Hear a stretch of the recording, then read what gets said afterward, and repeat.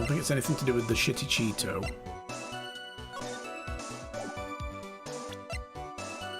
So, okay. If you don't want your true identity revealed to the world, come to KB Security at 1 AM on October the 12th and bring 50 grand. If you don't, I'll take the red diamond you received the other day instead.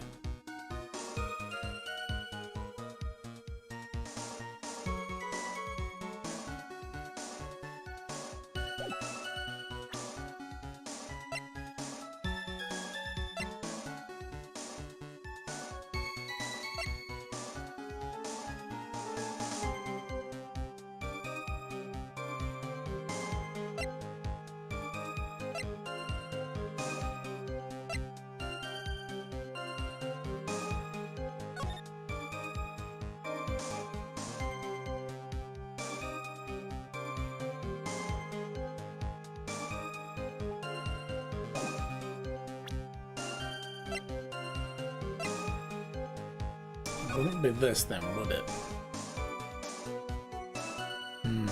Hey Purse, hello. How are you? Buzzer record went off. The masked second heist Arnie was stealing as directed from blackmail letters. I wonder if we're supposed to just show that and say this was a contradiction, because this wasn't the first blackmail letter. He'd been doing this ongoing ever since the first heist, and then the second one he was getting directions on how to conduct the heist. This one isn't. This is him telling him to bring money instead of bring the actual goods. It was the previous blackmail letters were bring the goods, not money. I'm doing good, thank you very much. How about you? Was the diamond stolen in the first heist? Not the one they're talking about in the letter, no. The letter states, the red diamond you received the other day. So, previous to this supposed heist, Mas Damas stole the portrait of Magina painting. But the portrait was returned to the owner by Luke Atmey, who had professed to recover it. In exchange, he was given that red diamond on his ring, that big round red jewel on his hand. So that's what they're talking about. He was given that as a reward by the owner of the painting, saying, here, take this as payment for bringing my painting back to me. Which is how we're going to connect this letter written by Bullard to Luke Atmey, is he knows about the red diamond. It was in the newspapers. Everybody knew about it. You know, it was like very public, so it wasn't even a secret. So they're talking about that one. But as for the first heist, the blue jewel thing, that's the gem there in the picture. That was definitely stolen. Now, what Ron Delight told us is when he stole that jewel, that was his first heist. He then hung around the crime scene dressed as a security guard with his old KB security uniform to try to make his way out, right, and take the gem with him. And he left his Mas Damas costume in a plastic bin somewhere. Atmey found it and took it. So that's how he had a spare costume. But then after Ron stole this, I think Mr. Bullard saw this article, saw Ron in the uniform. He knows that Ron no longer works for them, and therefore he thought, you stole it, and you were just kind of disguising yourself Hitman style to get out of the scene of the crime. You know, maybe all the alarms went off instantly or whatever. And that's how he was able to get out with the jewel. He disguised himself as a security guard. So Bullard, the CEO, then sent Ron the first blackmail letter saying, bring me that jewel. Otherwise I'll tell everybody. So he did.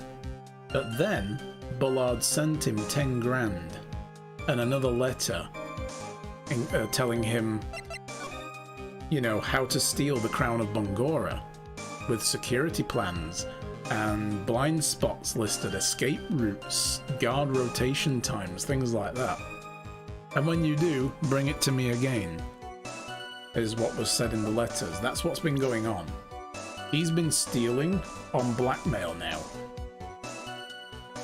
Because he's trying to protect the secret of who he is from his wife, who he doesn't want to know because she hates criminals.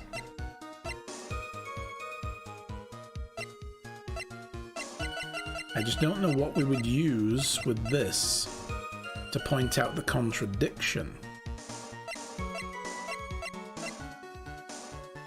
Flashy thief steals valuable works of art, sends a calling card before a heist. An ace detective has acknowledged that he is in fact Master Mask, claims he is Master Mask, used to work as a security guard for KB Security. Ron's wife hates cowards and criminals more than anything. Head of planning, promotion, security, blah blah blah. A friend picked up Ron DeLight's wallet while working the night of the crime. That was at the officers. It's not going to be one of the profiles of people then.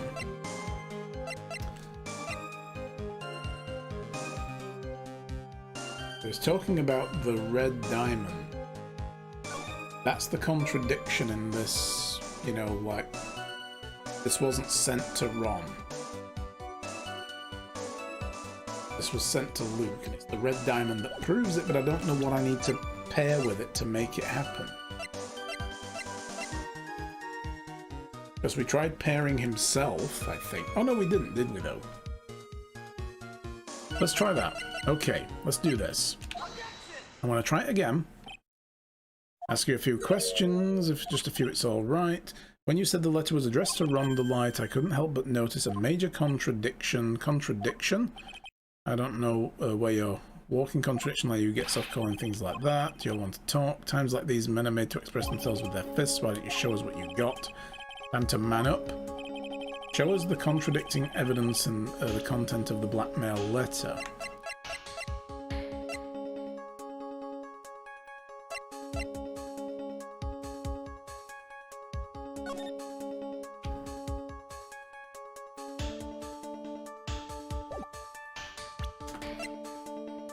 So we're going to present him.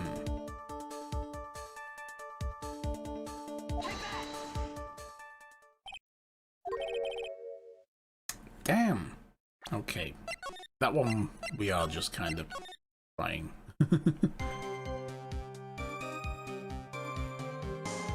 Mr. Bullard wrote the blackmail letter and sent it to Ron DeLight. It's the sent to Ron DeLight that we need to disprove.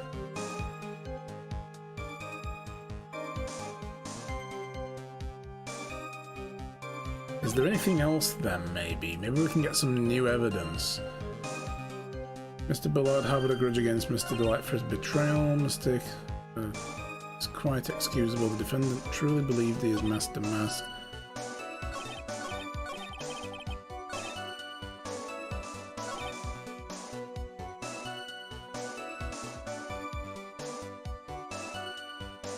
The other note about the blackmail, possibly, yeah, we can try that one. Because they're talking about the blackmail letter like it's the first time this happened. So yeah.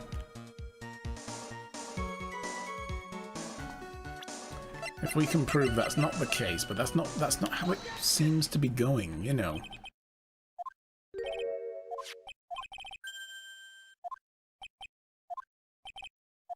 Although the other blackmail letters were different. They weren't bring me money, it was go steal this thing and bring it to me.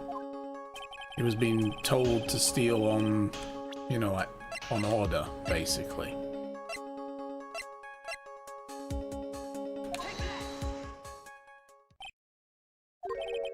Now.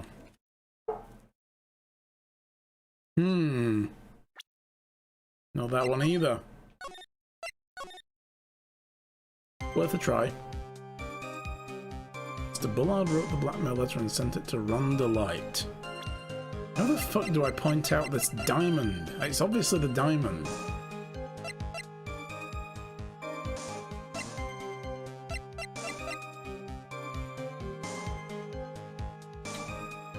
I mean, I guess you could say maybe the article. The contradiction being, why would he wait till now if he already figured it out a while ago?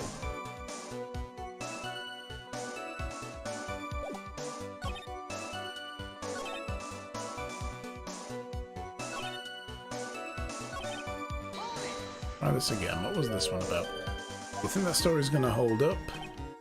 Assertion is not merely my own. What do you mean? Memo from Londolight's wife.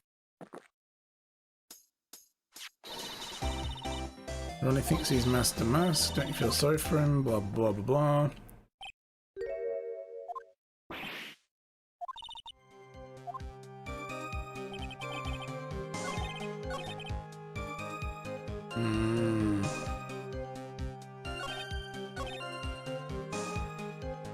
Simply mistook who he was. I wonder if we have to pull this apart.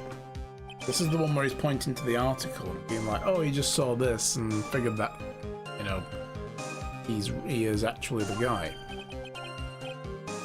Mistook from the Old Norse Mistaka.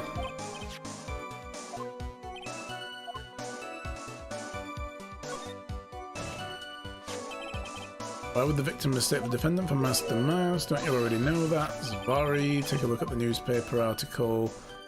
So he's saying he misread that headline there and thought that must mean that he thought Rondolyte was the actual guy.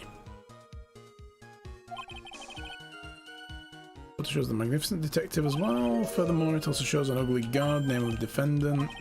The victim clearly misread the article on Zvari. He got the wrong impression, thinking that it said, you know, about the jewel and the thief. Oh, that's the thief. But then he went on to steal 3 more things before he chose to blackmail him. Kinda weird. Over the course of a year. The impression that this security guard was in fact Master Mask. I see. An unusually reasonable deduction. Mr. Bullard, this is obviously the one we need to break then. Because this one gives us good options, you know. But this is the right one, we're just pairing it up with the wrong piece of evidence.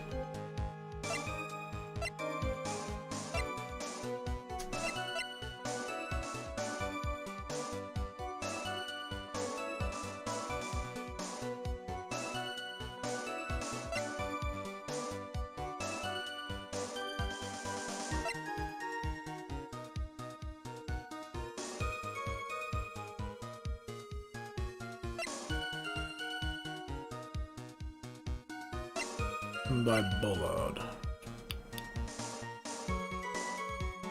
And he gave him the office with the office key card with that. And Ron said he did use it, so that can't be it.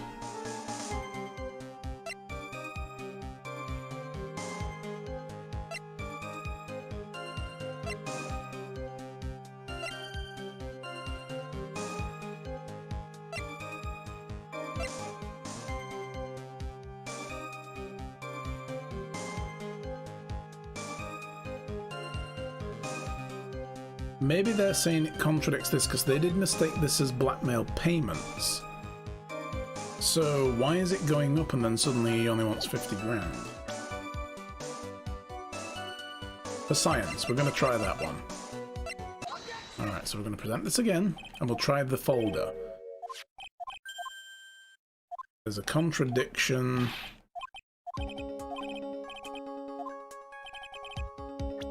There was the contradicting evidence in the blackmail letter. The amount, maybe? Fucking hell. No? Arrgh! It's right there! It's the fucking diamond! It's the diamond! How do I fucking... I want to reach over there and rip it off his finger, and the finger with it.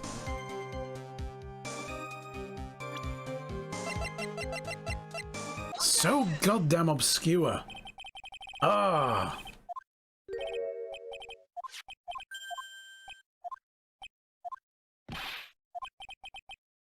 So obscure.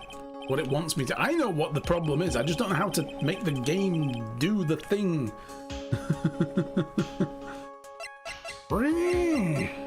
Okay.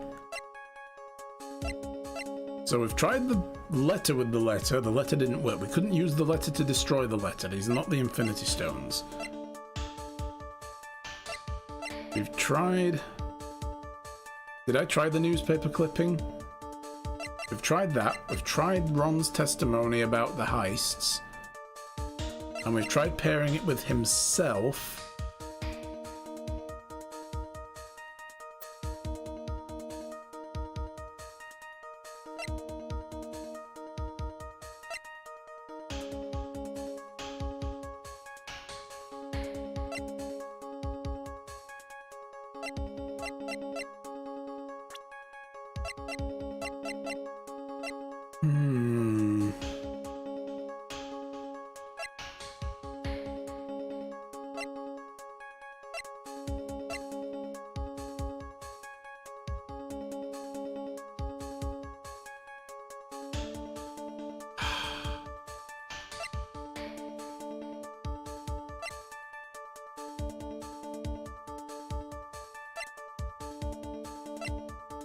Reading everything.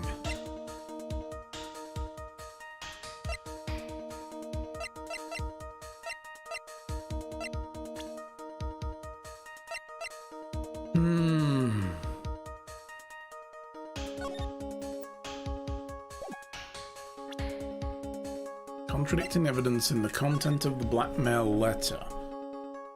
If you don't want your true identity revealed to the world, come to KB Security at 1 AM, October the 12th, and bring 50 grand. Zaras! Hey dude, how's it going? Good to see ya. Hope all is well. If you don't, I'll take the red diamond you received the other day instead as the thing we need to point to, but how? How are we? Frustrated. Highly frustrated. Ah! You know what? Yeah. Yes, if there's a hint you can give me without it being a spoiler, by all means. But you guys can fight for my amusement right there. Go on. Kill each other. Haha! Dance!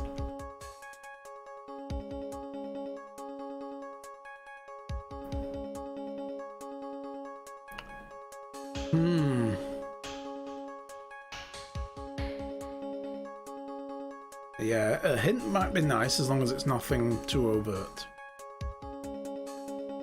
So right now we're talking about the blackmail letter in the context of being sent to Ron. There is a big contradiction. Yep. That's right, that's why I've brought it up. I think the contradiction is the red diamond. But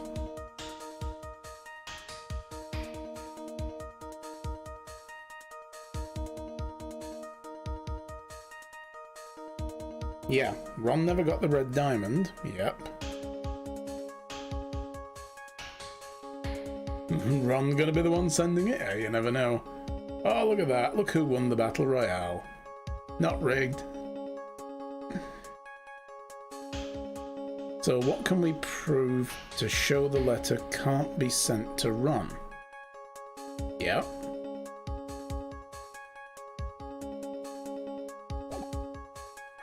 I mean, that's the thing. I don't know what... I know where you're going with this. That's my thought process as well. It's just...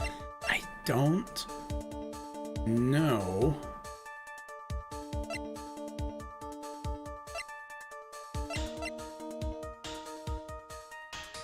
Did we try it with this article?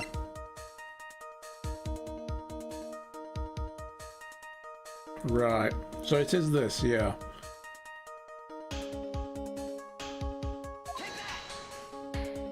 Try it with this. That is so goddamn obscure. Take a look at this newspaper clipping that we finally fucking found our way to. Contains a picture of the Tear of Emanon, the stolen jewel. What about it? The problem is this jewel's colour. They weren't even talking about the Tear of Emanon in relation to this. This is just so fucking off to the side. Oh my god. It's really dumb. If they'd have brought that up in the cross-examination while I was pressing the guy and it was like, yeah, he's obviously talking about that gem that he stole, then I would have been like, ah, this is where we point it out. But they didn't mention it at all. Fucking doesn't connect. We just pull it out of this as well. It's not the same thing. And it's like, we weren't talking about that ace.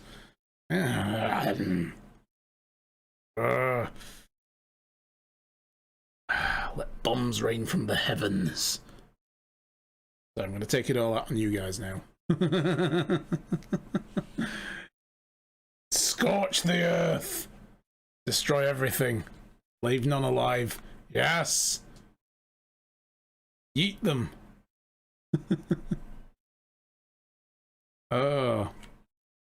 Yeah, you thought they were talking about the different diamond? Okay, I didn't. I mean, they didn't even mention the diamond at all in any of the text, so I thought we had to find a way of pointing out that it couldn't be sent to him because he's saying bring a red diamond and we know that he received a red diamond. There's nothing to do with the tier of Emanon. But technically right now we're proving the letter can't have been sent to Ron since he never got a red diamond. Yeah. Well. Alright. Colour? I'm not much for discussing colour myself. According to the clipping, the colour of the stolen jewel was blue. However, in the blackmail letter, a totally different jewel is mentioned. I'll take the red diamond you received the other day. Red? Which means the red diamond describes in the blackmail letter is not the tier of Emanon that Master Mas stole at all. And again, we weren't even talking about that, but whatever. Yeah, exactly. What's your point? This is a very roundabout way to go about it. I would have just stood up in court and said, so why does it say red diamond here? Didn't you receive a red diamond? I'd just get straight to it. So you were trying to say that the blackmail letter was intended for someone else. That is what you're trying to say, right, Trite? That is what you're trying to say, right, Mr. Wright? Well, that's what you're trying to say, right, Nick? That's what I'm trying to say, yes. This is who Cain Bullard was actually blackmailing. Finally, there we go. Boom, this dick. This guy. Naturally, it was you, Detective Atmey. Do you have some sort of basis for that claim? Look down at your hand. You've been personally involved in every single Master Mas case, and in the last case, you recovered what was stolen and received a jewel as your reward. A jewel? Probably the one wrapped conspicuously around your finger. That red diamond ring.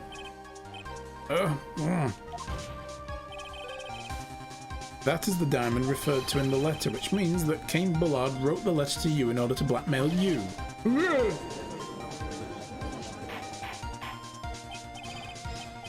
Order. Order in the court. Have that coffee. It seems you've gone too far with your childish pranks, Mr. Trite. Uh-oh, I don't like the way he said that. Cain Bullard blackmailing Luke Atmey? Are you for real? Yes, yes I am. Nick, come on, stand up to him. But he's got hot coffee, and it burns. Then answer me this. The blackmail letter contains the following passage. If you don't want your identity revealed to the world. Yes, it clearly does. Why is he called Mr. Trite? He keeps calling him Trite, and that's apparently going to be a reference, I think, to how this guy knows Phoenix from a long time ago. This guy is apparently, he knows Phoenix, and Phoenix knows him, but he doesn't recognize it because of the Triclops visor. And I think the Mr. Trite is meant to be a hint to him about that. It's also another word for rubbish, yeah, but I thought it was supposed to be a hint to Phoenix, like, he keeps calling him Trite, as though that's got something to do with their shared past. And he's also cleverly matching it with Wright, and at the same time insulting him, calling him rubbish.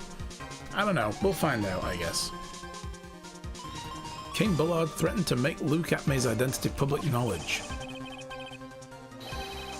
They were both garbage men. Oh! You remember when we were working the same garbage collection job day in, day out, all summer long? We were trying to pay our way into school, law school.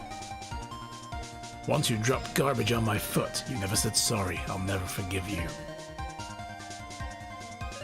An identity wanted to keep a secret. So, just what was that identity? Atmey killed Cain Bullard because he was afraid of his secret becoming known. The secret of the safe scummer. What was the identity he wanted to keep a secret? This is what it all comes down to, Nick. The identity that Luke Atmay wanted so desperately to keep secret was his identity as... he cares about his ace detective. He's not an ace detective, he's a fraud. Our identity as a blackmailer.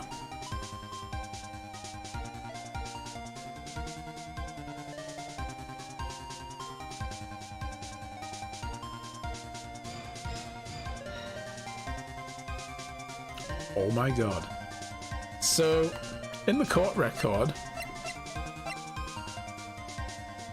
he was stealing as directed by blackmail letters.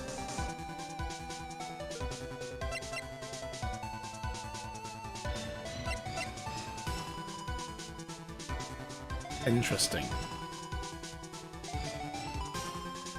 He was also receiving plans. It all seemed too perfect, didn't it?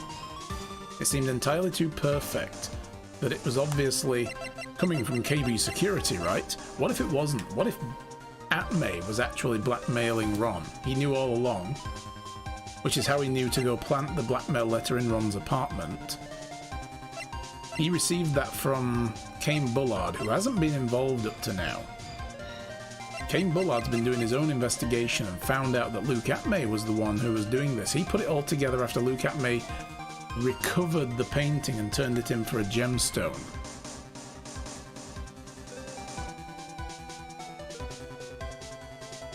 Yeah, Atmay was blackmailing Ron to steal for him. This list here was just all part of of Kane Bullard's investigation into Atmay. You're lost, isn't Atmay the one that's a great thief? Okay, so Mask Damask is supposedly Ron DeLite. He's told us he is Mask Damask. He's even provided us with detailed accounts of how he did some of the other heists and what happened subsequently. He used to work for KB Security. He was fired a year ago for data theft by the CEO, Kane Bullard, who is now a murder victim. He was killed on the day that the urn was stolen.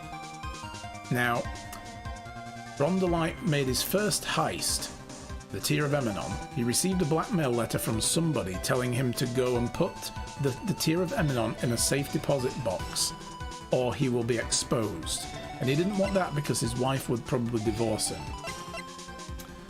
And we've assumed until now that it was Kane Bullard that did this. You know, because in Kane Bullard's office, of course, he has a list of all the items that have been stolen in the past and how much they were sold for. Ron then received a 10 grand payment for the Tear of Eminon, 10% of that number. And he received detailed plans of how to steal the Crown of Bongora. So Ron went out and stole the Crown of Bongora, and then he had to put that in a safe deposit box. He then got 15 grand, probably, we don't know. He just told us he got more money. And then he did the same again. He got another blackmail letter telling him, go steal this now, here's some plans. And then he went and put that in the safe deposit box, the left hand of Hades. Then, he did actually tell us that he put the portrait of Magina in a safe deposit box. I missed that entirely, I've just remembered now. He told us he did that. Luke Atmay, the ace detective who's been tracking down the identity of Mask the Mask, turned that portrait in. And in doing so, he got that red diamond as a reward. How could he do that then, if Ron stole it successfully and delivered it as promised?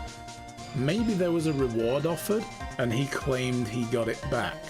In doing so, he's tipped his hand to Kane Bullard, who's been investigating all along, who is Mask the Mask. Because as a security guy, you know, they protect some of these treasures. He needs to find out who it is, right? He's doing his own investigation. He figured out, at the very least, that Luke Atmay is the one maybe doing all of this, or at the very least he's blackmailing them. I don't know how he would arrive at that conclusion, though. It kind of falls apart at that point, but I think the original blackmail letters came from Luke Atmay, not from Kane Bullard. It's only this most recent one that's come from Kane Bullard that we found in Ron's apartment, because when Luke received that, he put it in Ron's apartment. he sent it to Ron. He knows, you know, he sent that to Ron, including the pass to come to the CEO's office.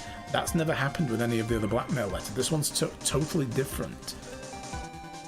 So Atme blackmails Mask to steal stuff for him and then solves the theft cases himself as planned. Exactly. And he had a painting since it was delivered to himself. Yes, exactly. He managed to get that back because he delivered it to him. And rather than sell it and send Ron a cut of the money, he instead turned it back in and got a gemstone as a reward. And then came Bullard, blackmailed Atme to say, hey, I know what you've been doing. You've been working with this Mask fellow. So, you know, let's have that gem or some money. Or I'll tell everybody. So it protects his identity. But the thing is that protecting his identity as an ace detective or protecting his identity as a blackmailer? Because this would prove him a fraud as a detective, right? He solved the first one easily enough, but he couldn't prove it was Ron directly, so he decided to profit from it.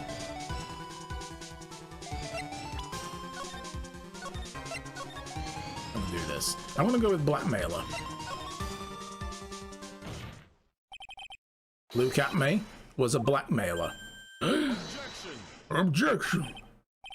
Hey now, isn't that a little different from what you've been saying? This is a fast-developing situation. Please try to keep up there, Mr. Godot.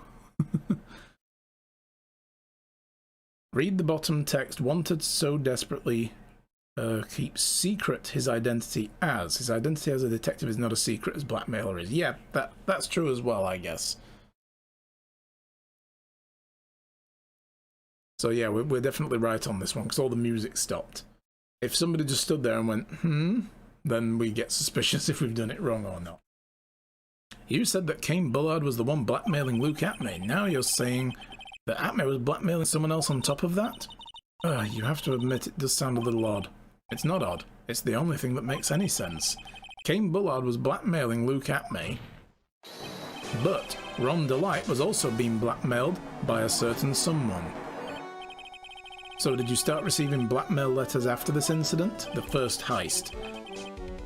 Yes, just a few days after the Tear of Eminon heist. After that, I started getting the plans in the mail. I received plans from a very kind person, incredibly detailed plans. Detailed plans? In which case, that would mean that Ron Delight was actually Master Mask. That's what we're claiming now.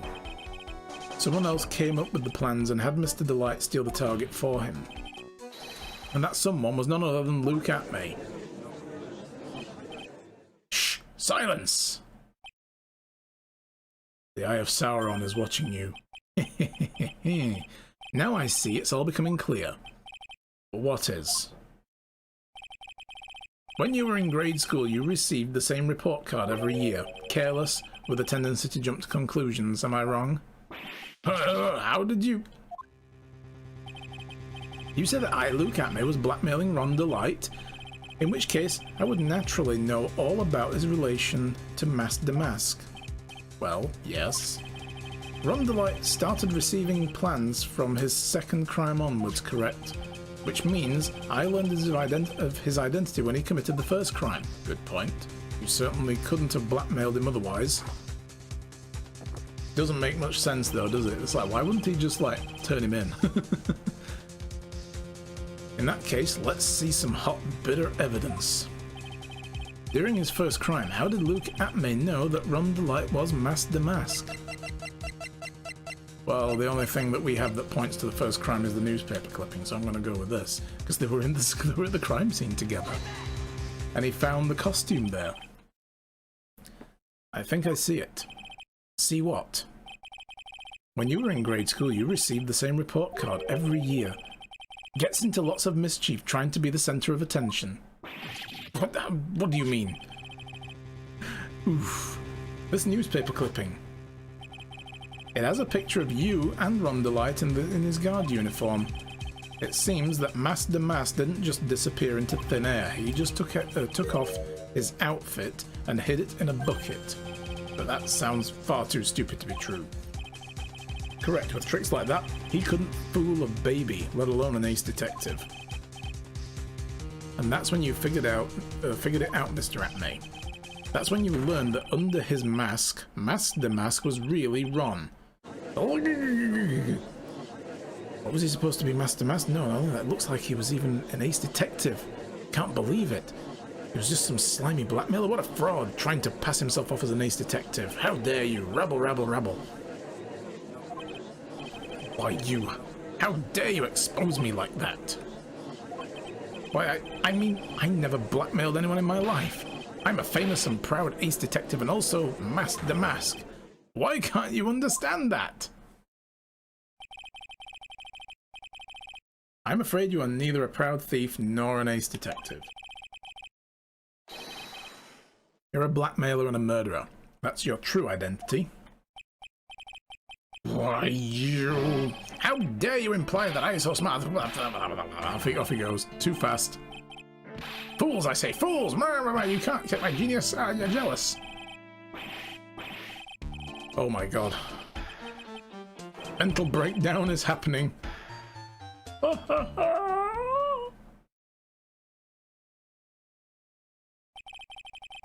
It would seem we've finally arrived at the real answer. That was quite a performance, Mr. Atme. Bailiff, please prepare a cell for Mr. Atme, preferably one with pads on the walls.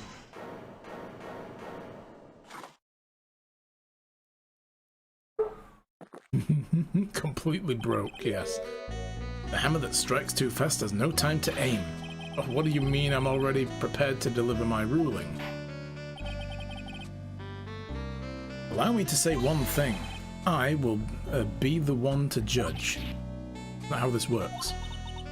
You don't get much more in your face than that. It appears that your claws weren't quite sharp enough, Mr. Wright. What did you say? It's true that you've proven a lot of things. Things like Luke Atme was a filthy blackmailer, and that he wasn't at Lordly Taylor the night of the murder. That's right, that's why he's the one who killed Mr. But... yeah, we can't prove he was there. There's still one thing you have yet to prove. What's that? Just because he wasn't at the warehouse doesn't mean he was at the murder scene. Therefore, if you can't prove that pitiful excuse for a man... ouch.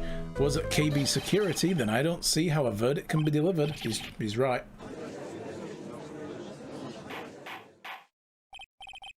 Order! Order in the court. Well, Mr. Wright.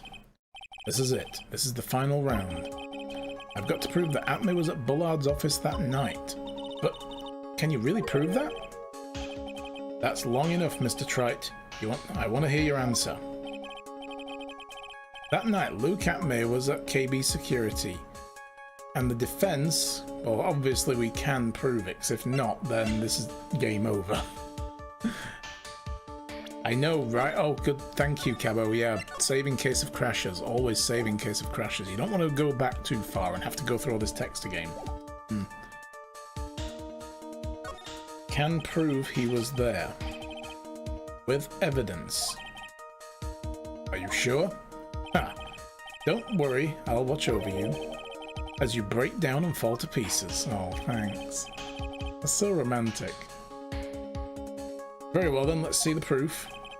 Proof that Luke Atme was at KB security that night.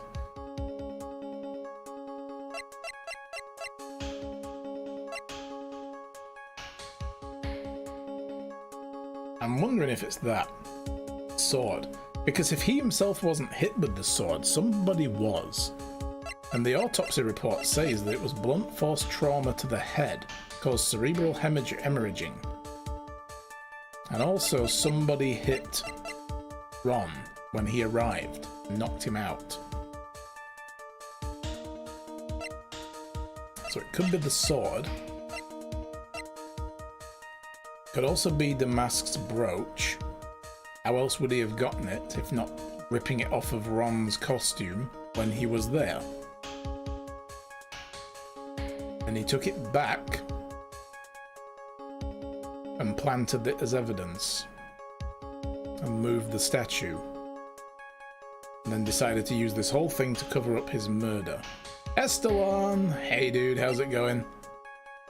Kane's autopsy report. Newspaper clipping, CEO buzzer. The security guard office, there are no fingerprints on it.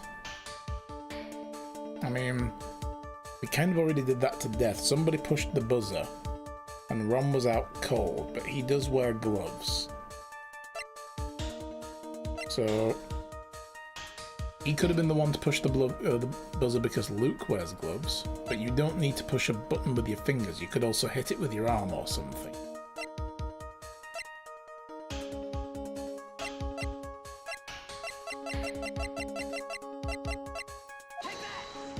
Sword. This is the proof. It's true. That is very important. However, I'm not so foolish as to think it will pass for evidence here. Mr. Trite, it's time you learn the true flavor of life. Oh, damn! The flavor of my special Godot Blend 49.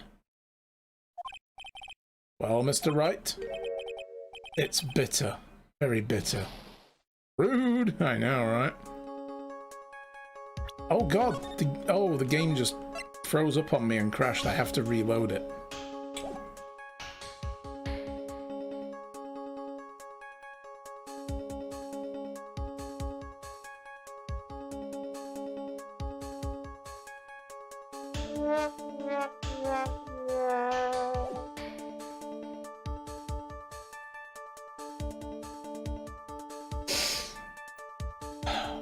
So very bitter.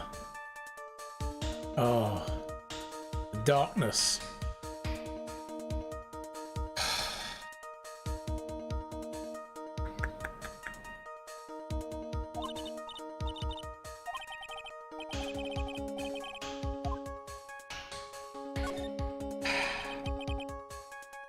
I have no words.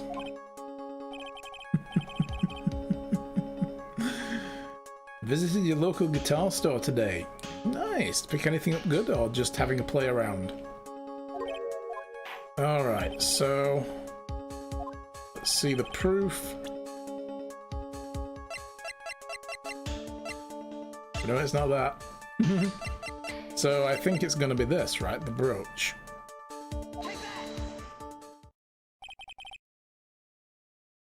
Was the brooch. This is the proof. It's not the brooch. Load! Oh.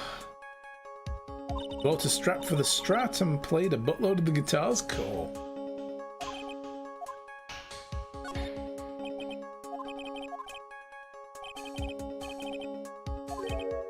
Yeah, this might be one of those where you literally have to answer, no, I don't have the evidence. The only other thing I think I can try is the button. Nothing else shows that he was there.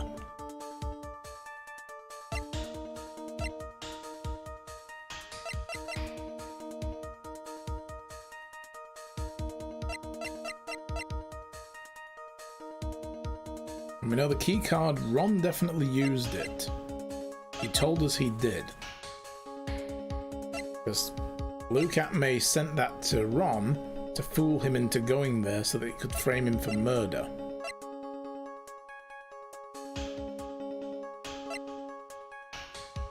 And then as a backup plan, he had this whole, like, fake urn stealing.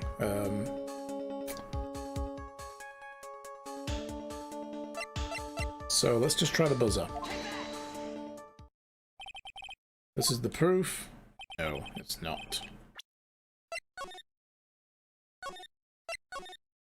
I'm just going to try no evidence. Let's see what that does. Can't prove it. I can't prove it. Just as I thought. But if we hear more of Detective Atmay's testimony... Unfortunately, that's as far as you go, Mr. Trite. What do you mean?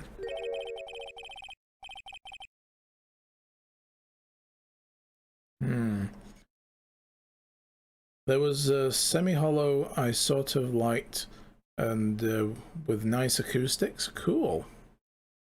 And the rest was rather meh. Good stuff. Well, I'm glad you had a good day. I won't allow for any more testimony, that's what I mean. What? Have you forgotten? Luke Atme is here after we interrupted his own trial, and you failed to prove that he committed the murder. I think it's time for this witness to return to his own trial and face his guilty verdict as Master Mask. We've already proven he wasn't Master Mask. You literally said earlier you've proven he wasn't in the warehouse. No! Well now, Sir Lawyer, it seems that love wins out in the end after all. Love? I am the ace detective as well as Master Mask. My verdict will verify that. Just as Ron Delights will verify he is the true murderer. I declare that with the full force of my ace detectiveness. This is going to be one of those clutch moments, you know, where like the last moment something happens. Order! Order in the court. That's enough deliberation over the witness. Can't believe this. At this rate, Ron is... Don't give up now, Nick.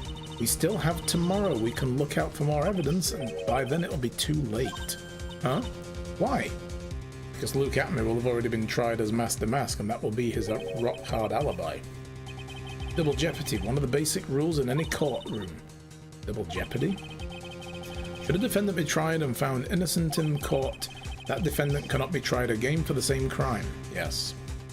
And that is actually true. This is a fundamental rule of all courts, and it applies to this witness as much as it applies to anyone else. Mr. Atme will be found guilty in a matter of minutes as Master Mask, which means he will be innocent as far as the murder of Cain Bullard is concerned. No way! The fact that you were unable to prove Mr. Atme's guilt of this crime here means that he will never again be tried as Cain Bullard's murderer. Ah!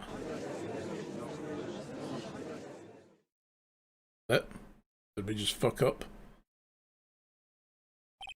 Custom shop fender strat did indeed not feel as good as the Mexican one. Oh. Now there's nothing I can possibly do to win. Even if Ron is proclaimed to be innocent, the real killer, Luke Atme, will go free.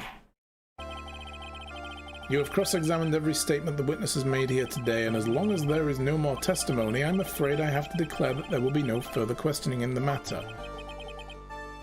Are there any objections?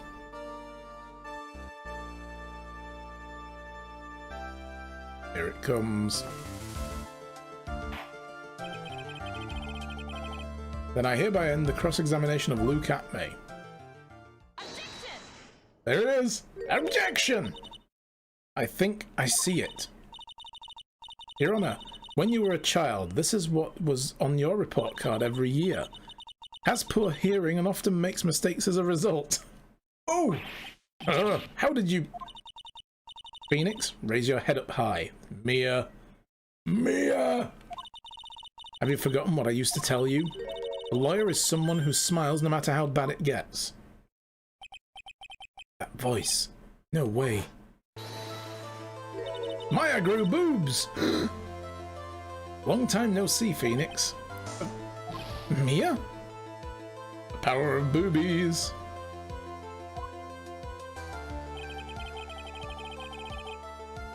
This is the true power of the Korean channeling technique. I know that it's really Maya who's standing before me, but right now she's my mentor, Mia Fey. Now let's do this. But there's nothing more we can do, Mia. Without any more testimony, I can't cross-examine. Not yet. The testimony's not over yet. Well, what do you mean? Your Honor, just now you said something very interesting. You have cross-examined every statement the witness has made here today. Yes, that's true, but unfortunately, Your Honor, you're forgetting something. Earlier, after the last cross-examination, this witness made a number of remarks.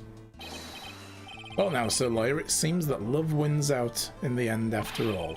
I am the ace detective as well as Master Mask. My verdict will verify that. Just as Ron Delight will verify that he is the true murderer. I declare that with the full force of my ace detectiveness. Yeah, Maya triples her cup size when channeling Mia. Yeah. It's so weird. It's even worse when Pearls does it. That just feels really wrong. It's like, okay, this is strange.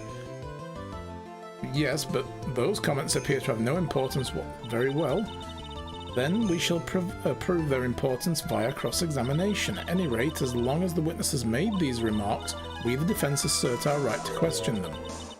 Is that alright with you, prosecutor? This guy's like, what the fuck is going on? Is something the matter, Mr. Godot? Oh, I thought a coffee was coming in then. Oh, nothing. That's an interesting reaction from him. Oh, Sir Lawyer, it looks like you're one step too late. If you think such falsehoods will do anything to me, look at... Let's hear it. Oh. It's true that the witness has made some remarks, so then, let's hear this last bit of cross-examination. Mr. Godot, what are you... Very well then, Mr. Luke at me. Possession is stored in the chest. Uh-huh. I'm going to allow the defense to cross-examine your earlier remarks. The defense would like to hear why you declare the defendant to be the true murderer. So please, give us one last bit of testimony. Phoenix, this is it. This is our absolute last chance. Yes, Chief.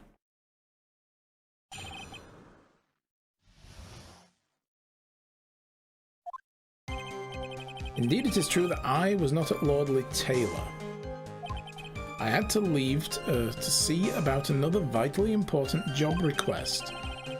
I had known about the date beforehand, so I had this photograph readied. My brilliant deduction was what informed me that the true culprit was Rhonda Light, and thanks to the key card and wallet, I was abundantly clear that he was.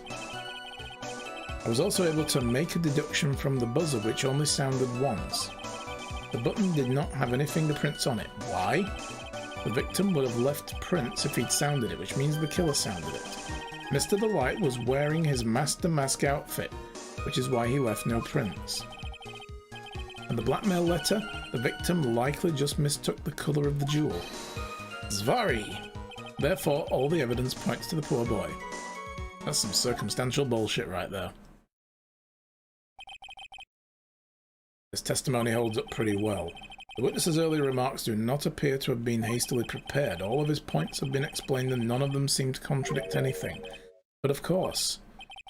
But how did you know about the emergency buzzer? Oh, the judge getting smart. Chassis! You are the murderer! How are you, Chassis? So this is a one chance kind of thing, so make sure your computer doesn't crash. Oh yes, we have to make sure about all that. Absolutely. Boom, you get a shout out. Go follow Chassis, she's awesome. She's part of Team Thrive, of which we are also a part, so please do hit that follow button on her channel. She's fun. You'll like her stuff. There's my sound deck, there it is.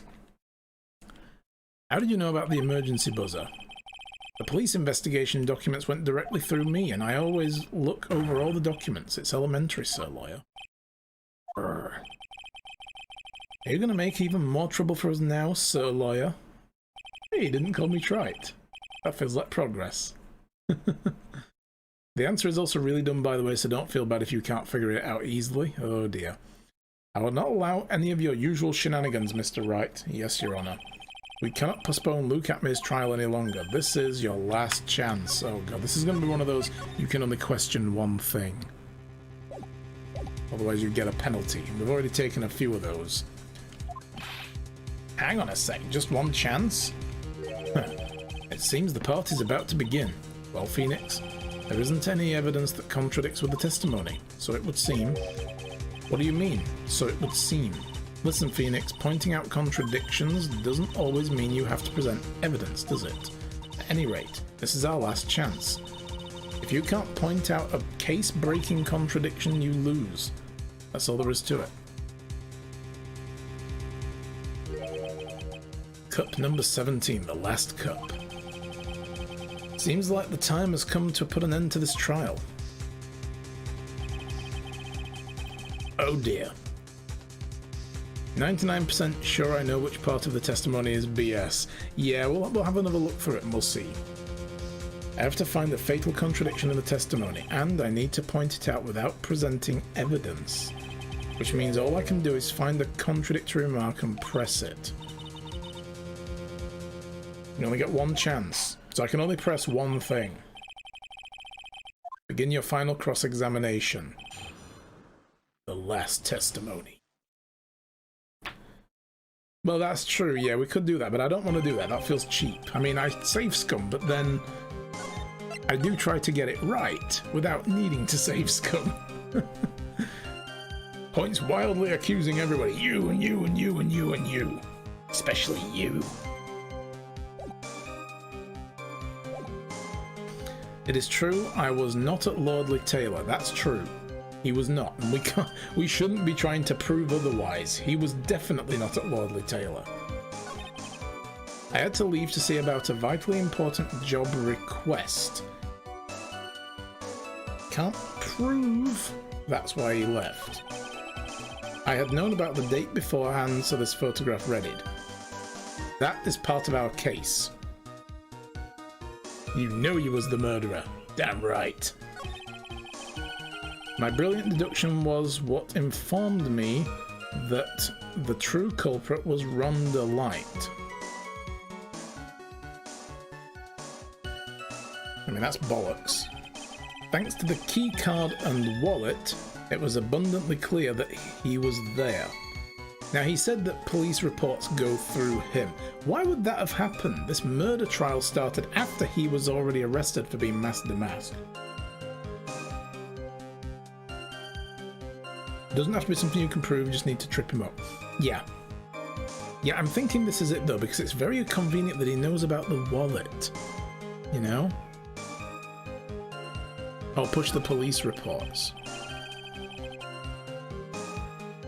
I was also able to make a deduction from the buzzer which only sounded once. The button did not have any fingerprints on it. Why? The victim would have left prints if he'd sounded it, which means the killer sounded it. He wears gloves as well. Mr. Delight was wearing his mask outfit, which is why he left no prints. And the blackmail letter, the victim likely mistook the colour of the jewel. Therefore, all the evidence points to the poor boy. He doesn't mention the police reports.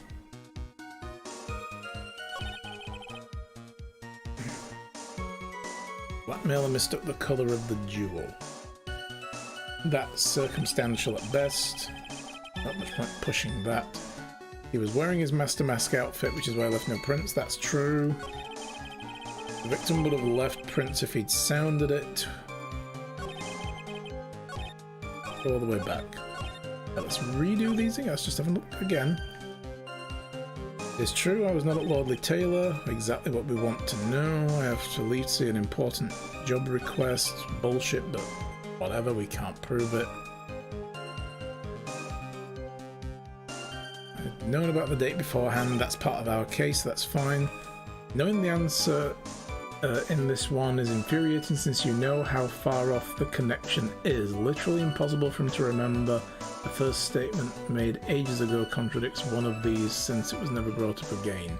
Ah, right.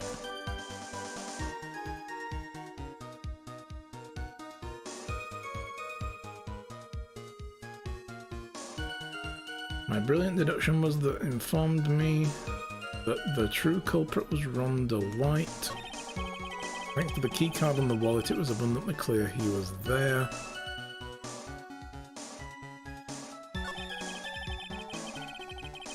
Also able to make a deduction from the buzzer, which sounded only once.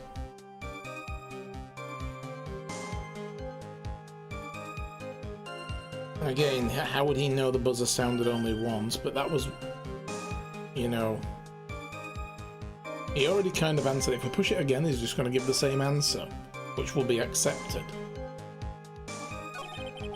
The button did not have any fingerprints on it. Why?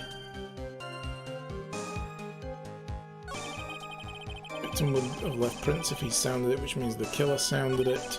Mr. Delight was wearing his outfit, he left no prints, and the blackmail letter just mistook the colour of the jewel. One more after that. All the evidence points to the poor boy. Well, that's not the one that can push.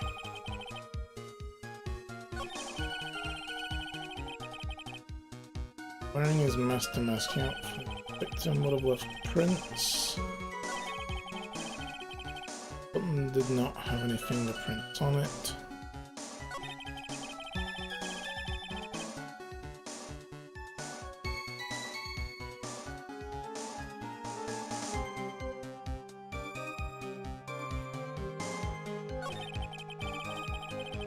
It's either this one, the key card and the wallet. Does he even know the wallet was there? And we haven't even mentioned the key card and the wallet yet in this trial, right? While he's been here, this hasn't come up once. But then again, neither has the buzzer.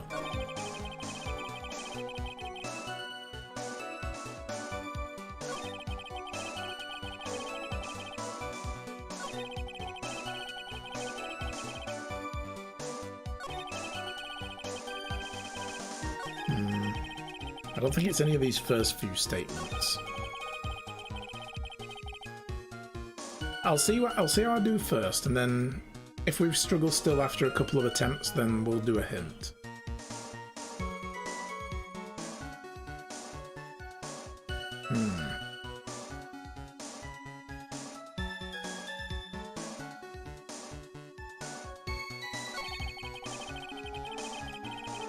Deduction from the buzzer which sounded once and didn't have any fingerprints on it. Okay, he's already accounted for why he would know this, and the judge was just like, okay, cool.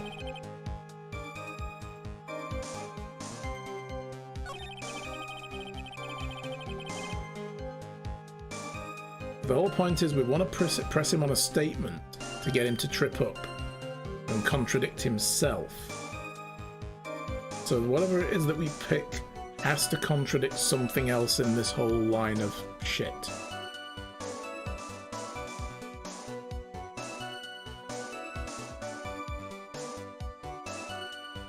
But this is a fact. This is a statement of fact anyway. If we press down this line, we can't contradict it. So I don't think it is this one. Because whether Ron was there or not is not in question. He was there. This is actually going to point to the truth regardless, so it can't be that one. Related deduction was informed the culprit was Ron Wright. I was also able to make a deduction from the buzzer which sounded only once. The button did not have any fingerprints on it. Why? The victim would have left prints if the killer sounded it. Mr. Delight was wearing his master mask, which is why he left no prints. Might be this one, because he's making a statement that Mr. Delight was wearing his Master Mask outfit, which is why he left no prints. He's conveniently leaving out the fact that he also wears he wears gloves, so he would leave no prints.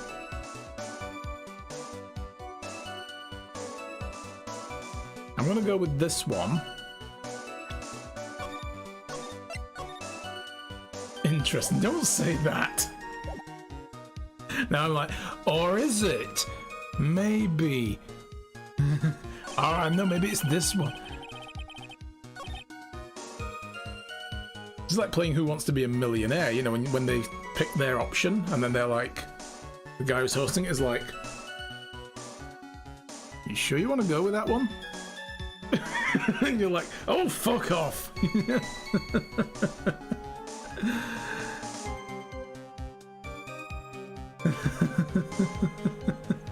That sure is the sentence you just said.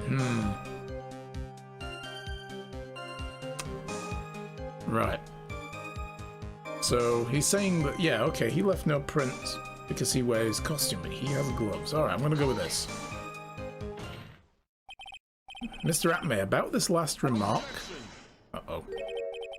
You still don't get it, do you, Trite? This isn't the time to be pressing the witness on every little statement. Okay, so this isn't it. Or is it? Let's keep going until we get, like, told off. I'm afraid you're the one who still doesn't get it, Mr. Godot. What? Mr. Atmay, this looks good. It seems you have finally admitted that you were in the CEO's office on the night of the murder. How can you say that? Let's review your testimony, shall we, Mr. Atmay? The button did not have any fingerprints on it. Why? Mr. Delight was wearing his Master Mask outfit, is that correct? Indeed, that's what I said. My deductions are absolutely foolproof. And now the dumb reveal. More like your deductions prove that you're a fool. I'll pity you, fool. I'm sorry, whatever do you mean? For some reason, I'm starting to get really thirsty. I'm gonna get out of the way. When exactly did we learn the fact that Ron Delight was dressed as Master Mask when he went to the scene of the crime? It was earlier today, before Luke Atmay showed up in this courtroom. So it's actually not even about the bloody fingerprint. It's about the fact that he was wearing his costume. That's the actual link. Bollocks. Oh well. That was, it was just a few hours ago. Back when my sixth cup was looking at me with a cold stare. Huh? Oh, did I forget to mention it before? I'm sorry.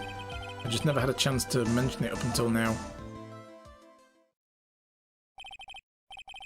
What? I could swear Ron said that. He did, but the thing is, that wouldn't be in the police report. The fact that Ron didn't mention that when he went to the CEO's office he was in costume wasn't in the police report, because he didn't even mention it until the trial earlier today. But Luke Atmay said, oh, I read the police report. Those reports come through me all the time. So before his arrest, he's saying, oh, I already read about the CEO's murder. You know, so he's saying he already read about this in a report, but he couldn't have read about Ron wearing his Master Mask outfit. Unless he was physically there, he wouldn't know. Because it wouldn't be in the police report. We only just found that out in today's trial while he was getting tried for stealing the urn. So yeah. I mean, I was on the right statement for the wrong reasons, but I'm going to take this anyway. I'm feeling big brain right now.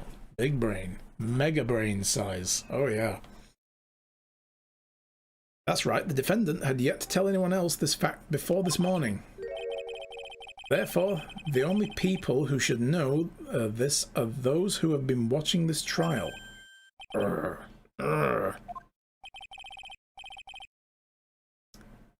you understand now, Detective Atmay? There is no way that you should have known anything about that.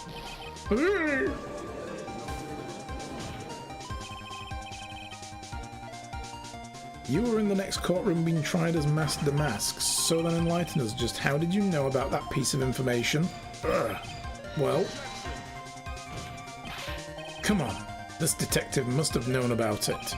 He probably had plenty of chances to find out beforehand. What, while he was in custody? I think not. And it's those chances that I want to discuss next. That night, Mr. Delight was wearing his Master Mask outfit. There is one and only one way for Detective Atmay to have found that out. Only one way, you say? Please recall, if you will, Mr. Delight's testimony. Shy!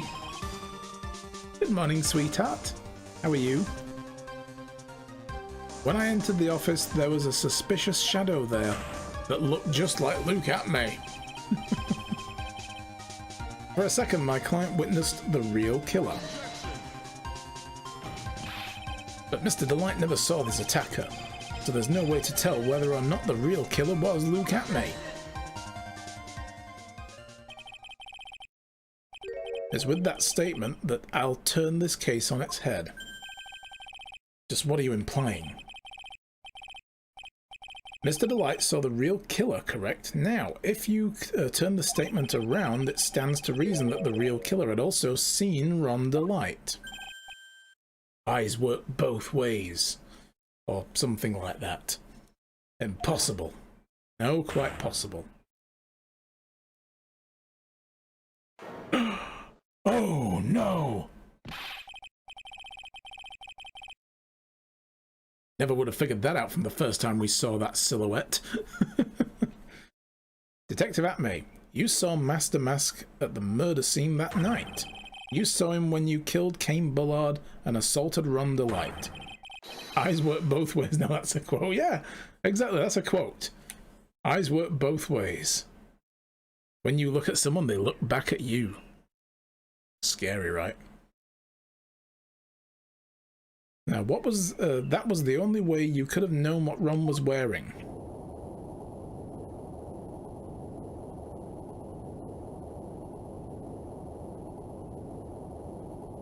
Oh God, he's taking off. Oh!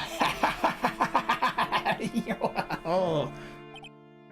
Take Take a good look, everyone. Unable to find a rival worthy of my genius, I was forced to create one myself. Here I am, the tragic clown. This feels very familiar. That's the same line you gave yesterday. But I think there's a little more meaning behind it this time.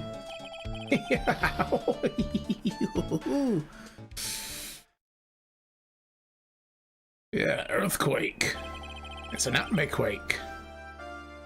Currently discussing with a friend whether we go to Deus 4 to Deus 2 to AM or this is 4 to DM to what?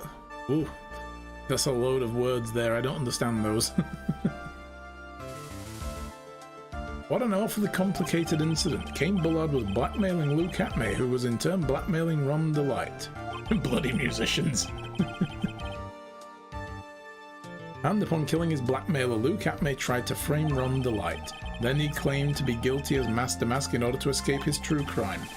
And to that end, he came up with his plan. To use the double jeopardy rule when making his alibi.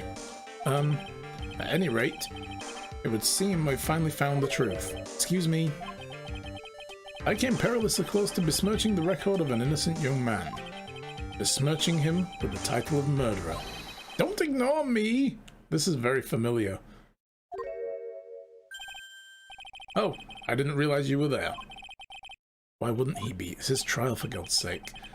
About the verdict. I know. You never committed any murder. That's right, I'm so glad you understand that, but I really am Master Mask. Oh, poor guy. Huh? So, thanks to that trial yesterday, I'm innocent now, right? Double jeopardy rule. Oh, fuck yes! He can't be tried as Master Mask because he was found innocent in yesterday's trial. Oh, fuck!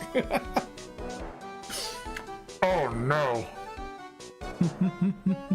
It's chords, not words. Oh, okay.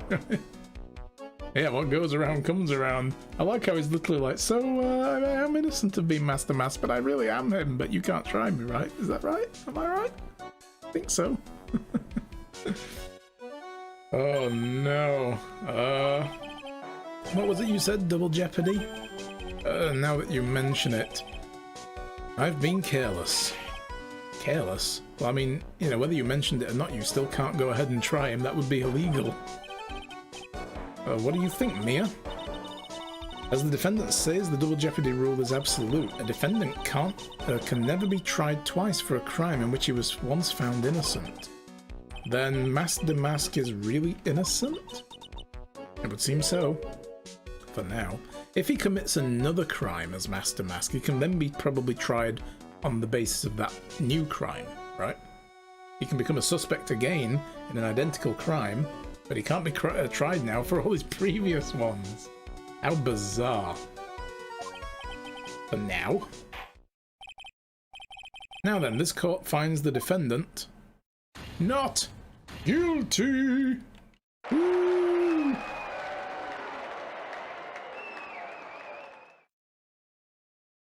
Good, because we're 48 minutes overdue for a break. Boy, this is really lucky. Wait, this isn't so good after all. You see, the thing is, I still am Master Mask.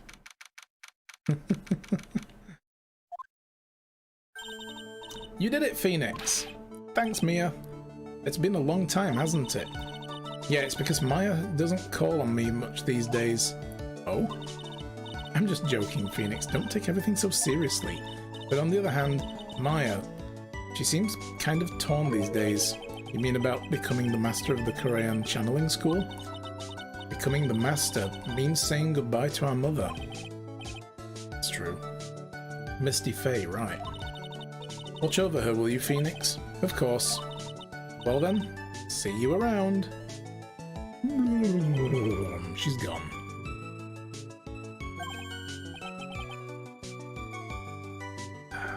Ah, Mr. Wright. Did she get bustier? Not since the last time we saw her, no, but Maya got bustier when she becomes Mia. That does happen. I don't know what to say. Congratulations, Mr. Delight. thank you so much. No, wait. Nothing really matters anymore, though, now that all of this has happened. Oh, come on, just be happy already. Maya, welcome back. You've been cleared of the murder charges and got off as Master to boot. But in exchange, I lost everything. Huh? What do you mean? Stealing security information from KB Security, becoming Master Mask. I did it all for one reason, for her. You mean your wife, Desiree? She hates criminals more than anything. Yeah, come to think of it, she was once held hostage by some robbers, wasn't she? Hold on, what? What, are we having body changes? Yes, that happens. So, in the very first game, the first case, Phoenix's very first case in the first game, because it's also his first case as a lawyer, so it's the first case, if you like. Mia Fey was his mentor. She was in the trial with him and helps, like, standing next to him, giving him, like, okay, do this, do that, but Phoenix took point. That was his first case that he led in court, and he got his friend Larry Butts off of a murder charge. And then, the very next case, Mia is killed at the beginning, and her sister Maya, who was visiting from out of town, was in the room at the time or whatever, or she came just after the killing happened, and was witnessed in the vicinity and was thus charged with her murder. We then became Maya's lawyer and got her off the murder charge because someone else did it. But ever since then, since they're all from a family called the Fey family, they are all spirit mediums. They channel spirits. When they do that, when they do a full channeling, they take on the physical appearance of who they're channeling.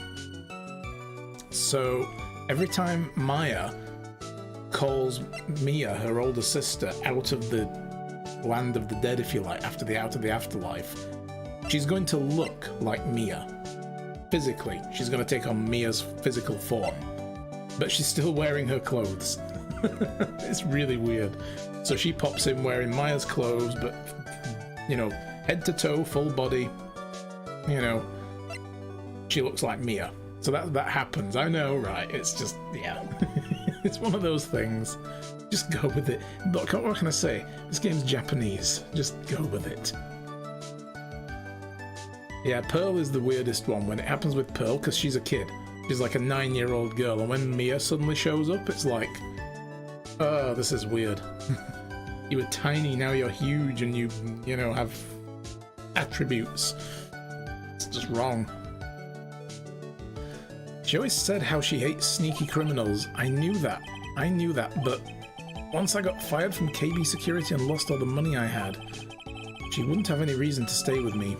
I thought she would leave me for sure. So that's why you became Master Mask. Yes, but it's all over now. A broken bowl can never be put back together. I don't know, a broken urn can be, though. We've proven that. That's not true, right, Nick? Right. Really? Can we go back to the way things were? You'll be fine. And Nick can prove it. Oh, don't make me do these! I suck at these. I suck so very badly at picking the right thing out of this. I have to pick an item that proves that they can go back to the way they were. Oh my god. Oh, what am I gonna prove? E flat 7 sharp 9 is a fancy chord? That sounds complicated. Sounds very complicated indeed. I suck at these. I mean, oh god, it's gonna be the urn, isn't it? Yeah. Because this, okay, so in the second game, yeah, that's it, I literally just said it. I was joking, but I think it is. Because in the second game, this urn was part of the trial, a game where Maya, once again, was up on a murder charge for killing someone while channeling someone. We proved actually she wasn't channeling someone else snuck in the room and shot the guy. But as part of the thing, that urn used to say Amy on it. This is what it looked like, though, when we first laid eyes on it. After Pearl broke it, she broke the urn by accident, and thus proved someone else's testimony for travelling through the area where she was fixing the urn, and she said she saw nobody doing it, and the person said she didn't see anybody else there, she was on her own. you know, Pearl put the urn back together wrong because she couldn't spell Amy.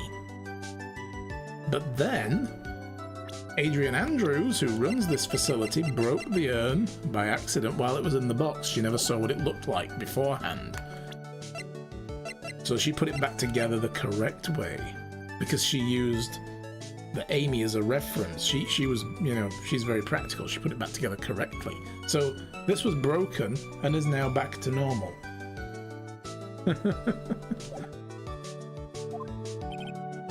I kind of wish you would check with me first. Mr. Delight, even if a bowl is broken, there's always a way to put it back together. This is gonna suck. Here, take a look at this. Sacred urn. Desi was the one who found this. Desiree, your wife, she's always believed in you, Ron. That's why you'll be fine.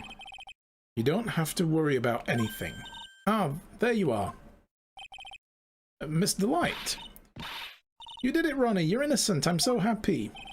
Thank you. I appreciate that, but, oh, dang. I suppose you don't want anything more to do with me, do you? Ronnie, why didn't you talk to me about what was going on? I had no idea you quit KB Security. I never imagined that you were really Master Mask either. Miss Delight, what are you going to do now that you know? You're not going to really leave him, are you? Come on, it's obvious, isn't it? How could I ever let a wonderful man like him get away? After all, my bike's really fast. So fast there's no way he could ever get away. That's creepy. You're with me forever. But didn't you say that you hated criminals? Hmm? Oh, I only hate people who act all cowardly and sneaky. And this, children, is why you talk to your wife, husband. Miscommunications will not happen, exactly. Like the detective? I see. My Ronnie went and declared his crimes before he committed them, like a man. I just love a man who's so chivalrous. Oh, okay, so crime is only good when it's cool, yeah. If you're brash about it. Chivalrous? I knew I was right about you. Every day I spend with you is filled with thrills and excitement. Desi? Oh, Desi.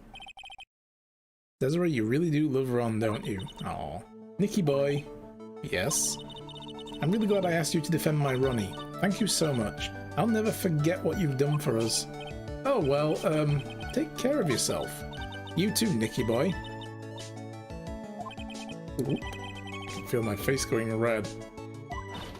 Oh no, she's here. Mr. Nick, Mystic Maya, congratulations! Talk about bad timing. She'll be all like, are you making eyes at this woman again, this harlot, this hussy? Mystic Maya's your one true love. Yes, crime is okay if it's bold, exactly. Mr. Nick, how could you, with another man's wife in front of Mystic Maya? No, no, you've got it all wrong. I'll never forgive you, never ever! Oh, for God's sake. It literally sees, like, Phoenix standing with somebody else talking and, oh, how dare you? You're cheating on Mystic Maya. So just as this case came to a close, so too did my consciousness. Ron said a broken bowl can never be put back together, but I know that's not true. I mean, just look. Aww. Look at those faces. So kawaii. Here's a perfect example of one that was put back together even better than before. It even has some pink on it now for a little splash of colour. Episode 2, Stolen Turnabout, the end. Oh god. Does she go and work at a maid cafe now? What? Okay, we're going to need to take a break before we even dive into this.